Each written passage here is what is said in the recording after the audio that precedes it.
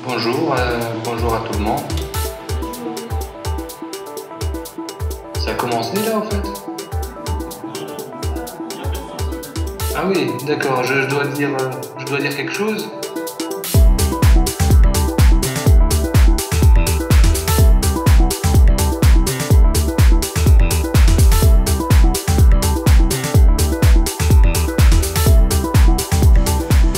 Zed, est-ce que tu es encore là? Est-ce que tu es avec nous, Zed? Zed? Oui, je suis avec vous, oui. Et tu es là, Esprit, et tu es là. Mais je pense que la règle de notre démocratie, de plus vivre ensemble, c'est que les gens acceptent aussi, même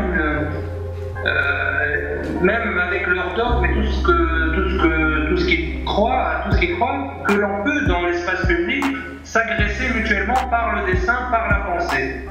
Je voudrais vous présenter quelqu'un qui fait du dessin de presse au journal La Presse, qui a fait pendant 45 ans, depuis 70. Shadi Belkhamsa, qui est le dessinateur lancé dans ce vivant du journal La Presse, va vous dire quelques mots, bien qu'il n'aime pas du tout parler en public. Bonjour tout le monde. Ça m'est un peu difficile de parler de liberté et de presse, moi qui ai vécu tant de régimes. Autant se passer que ceux qui sont venus après, que ceux qui sont peut-être à venir.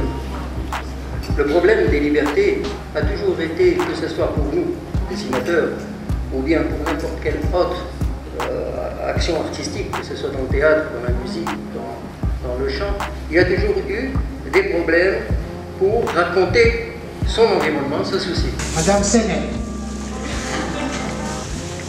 Alors justement, c'est pour revenir à l'histoire de la dinde sacrée.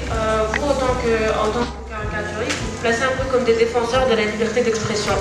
Et on a vu le jeune G. Belmejli qui a été accusé de 7 ans et demi de prison pour avoir publié des caricatures qui portent atteinte au sacré. Vous, en tant que caricaturiste, pourquoi vous n'avez pas entrepris des actions et pourquoi vous n'avez rien fait? Rien fait, non? Pas tout à fait. Non, rien fait.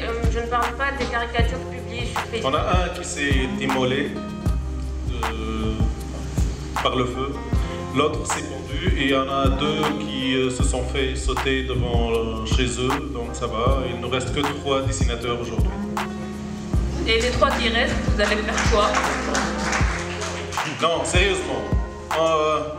Condamner, c'est-à-dire aller directement à l'action ou confronter un train en pleine marche de face, non. On essaie de faire bouger les choses dans nos têtes, dans vos têtes. C'est que vous avez la société qui regarde, qui se laisse faire et qui vous dit « Alors, vous avez fait quoi ?» Mais il faut répondre « Et toi, qu'est-ce que tu as fait, madame? Qu'est-ce que vous avez fait, vous, pour ces gens-là? Et moi, qu'est-ce que j'ai fait? Nous sommes de nouveau. »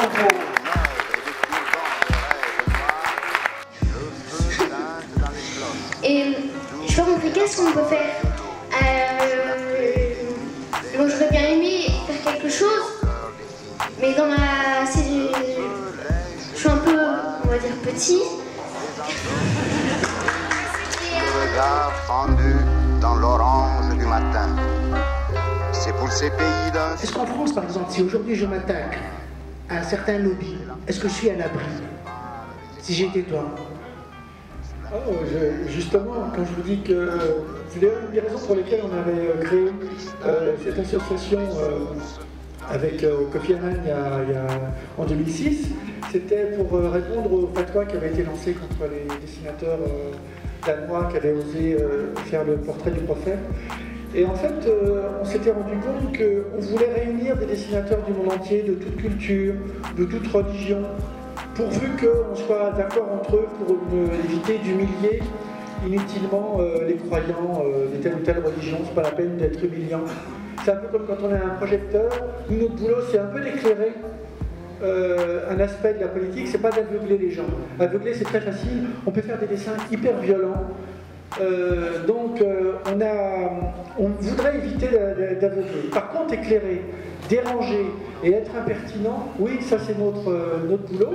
Juste pour conclure, on dit que la liberté, elle est au bout du crayon.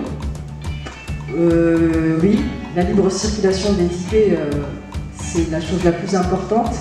Et quand on essaye de casser justement cette liberté qui est au bout du crayon, mise en scène,